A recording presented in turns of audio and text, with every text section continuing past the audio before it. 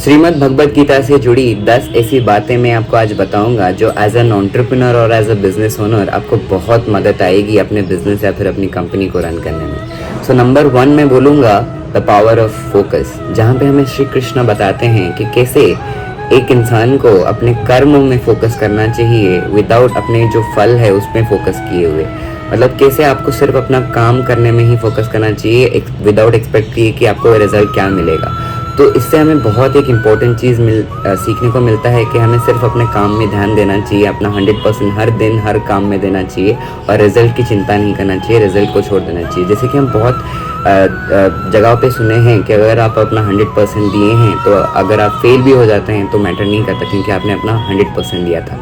तो अगर 100% नहीं दिया था और अगर आपको सक्सेस मिल भी जाए तो वो सक्सेस की कोई मायने नहीं रखती है। तो इसीलिए ही मैं बोलता हूँ एक बहुत इंपॉर्टेंट चीज़ है जो हमें सीखने को मिलती है। नंबर 2 जो मैं बोलूँगा वो है द वैल्यू ऑफ डिटैचमेंट।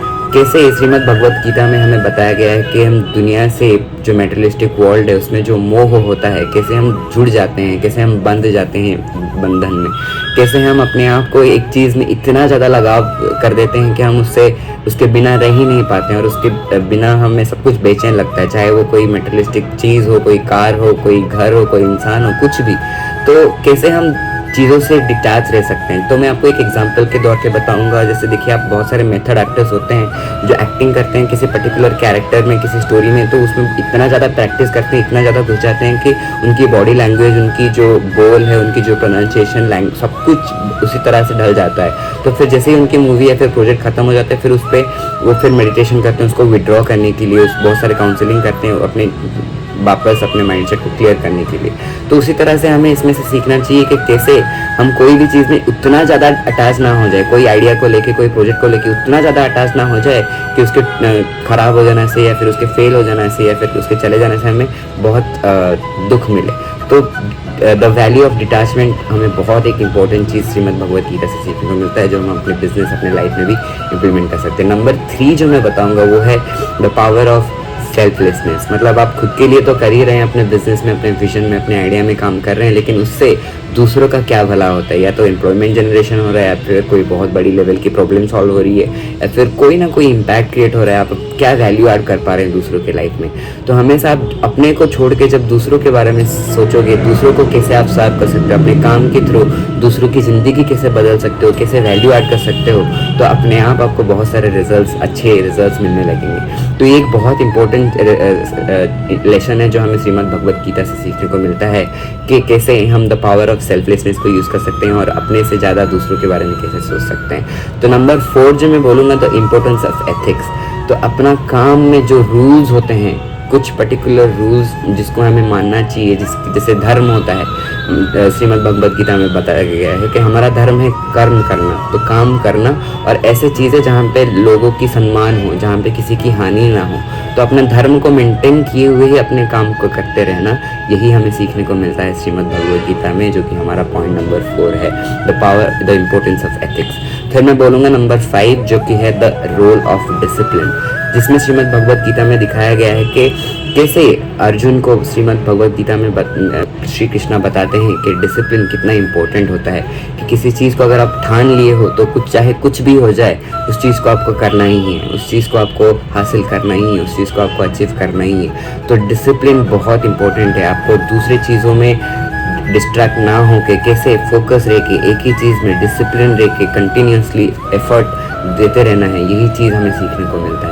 फिर इसके बाद मैं बोलूँगा नंबर 6 में द वैल्यू ऑफ परसिवरेंस। मतलब इसका मतलब चाहे जितने भी संकट आ जाए, चाहे जितना भी बड़ा चैलेंज आपके सामने आ जाए, चाहे जितना भी बड़ा शत्रु आपके सामने आ जाए, अगर आपके अंदर वो भूख है, अगर आप एक चीज़ को ठान ली है आपको ज़िंदगी में करना है, तो आप बार बार करते रहोगे। लगातार हारने के बाद भी, फेलियर्स के बाद भी, चैलेंजेस के बाद भी आप हार नहीं मानोगे और करते रहोगे, कोशिश करते रहोगे और कोशिश करते रहोगे।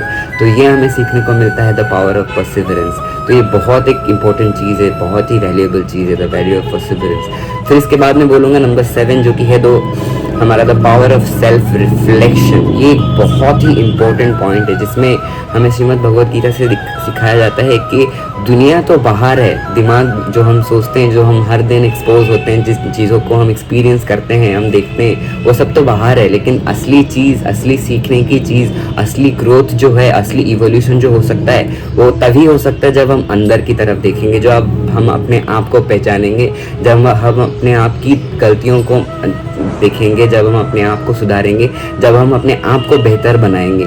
तो the power of self reflection, अपने आप को जानना, अपने आप को पहचानना, अपने आप को सवाल करना और अपने आप को बेहतर बनाना बहुत ही इंपॉर्टेंट स्किल है जो हर एक एंटरप्रेन्योर, हर एक बिजनेस ओनर को बहुत ही ज़्यादा अच्छा रिजल्ट ला के दे सकता है। फिर मैं बोलूँगा नंबर 8 जो है हमारा, द इम्पोर्टेंस ऑफ बैलेंस। ज़िंदगी में जैसे work life balance, time management, ये एक बहुत इंपॉर्टेंट चीज़ होता है। हर चीज़ में कैसे हमें बैलेंस करके चलना है, काम के टाइम काम, फैमिली के टाइम फैमिली, ड्यूटीज़ के टाइम ड्यूटीज़, और अपना पर्सनल टाइम के टाइम पर्सनल टाइम, मेडिटेशन के टाइम मेडिटेशन के टाइम। हर चीज़ डिसिप्लिन के हिसाब से कैटेगराइजली आपका टाइम कैसे आप मैनेज करते हो, हर चीज़ बैलेंसली। कोई चीज़ पूरा इतना ज़्यादा भी नहीं करते हो कि वो बहुत ज़्यादा ख़राब हो जाए, कि कोई चीज़ इतना भी कम नहीं करते हो कि वो बिल्कुल ही ना रहे। तो आप हर चीज़ को बैलेंस करके कैसे कर सकते हो, ये चीज़ हमें सीखने को मिलता है श्रीमद् भगवत गीता से। इसके बाद मैं बोलूँगा नंबर 9 जो है, द रोल ऑफ विजडम। मतलब आप ज़िंदगी में कोई भी बड़े बड़े डिसीजन जब लेते हो, अपने बिजनेस को लेके, अपने प्रोजेक्ट को लेके, अपने टीम को लेके, या फिर कोई भी डिसीजन जब लेते हो, वहाँ पे सबसे इम्पोर्टेंट जो होती है, या फिर कोई भी चीज़ अगर आपको ज़्यादा मदद देती है तो वो है विजडम, नॉलेज। आपकी जो भी आप बुक से हो सकता है, एक्सपीरियंसेस से हो सकते हैं, आपके मेंटर से हो सकते हैं। ये विजडम जो होती है वो एक लाइट के जैसा होता है। जैसे बोलते हैं कि ज्ञान लाइट के जैसा होता है, आलोक के जैसा होता है, जो आपका मार्गदर्शक बनता है। ज्ञान एक इकलौता चीज़ है, या फिर विजडम एक इकलौता चीज़ है जो आपको रास्ता दिखा सकता है एक अंधेरे राह में। तो यही मैं बोलूँगा श्रीमद् भगवत गीता से हमें सीखने को मिलता है कि विजडम कैसे आपको ज़िंदगी में आगे बढ़ने में, बड़े बड़े अच्छे से अच्छे डिसीजन लेने में और बड़ा से बड़ा इम्पैक्ट क्रिएट करने में मदद कर सकता है। नंबर 10 और आखिरी पॉइंट जो है हमारा, द पावर ऑफ माइंडफुलनेस। मतलब हमेशा प्रेजेंट मोमेंट में रहना और हर मोमेंट को एंजॉय करना, हर मोमेंट को ग्रेटफुल रहना, हर मोमेंट को थैंकफुल रहना, हर मोमेंट को भगवान को, और हर जो भी आपके पास है। दुनिया में ऐसे बहुत लोग हैं जिनको खाने को, पीने को, रहने को भी नहीं मिलता है। ऐसे लोग हैं जिनका तबीयत भी अभी सही नहीं है। तो अगर आप चैन से सांस ले पा रहे हैं तो वो भी बहुत बड़ी गिफ्ट है।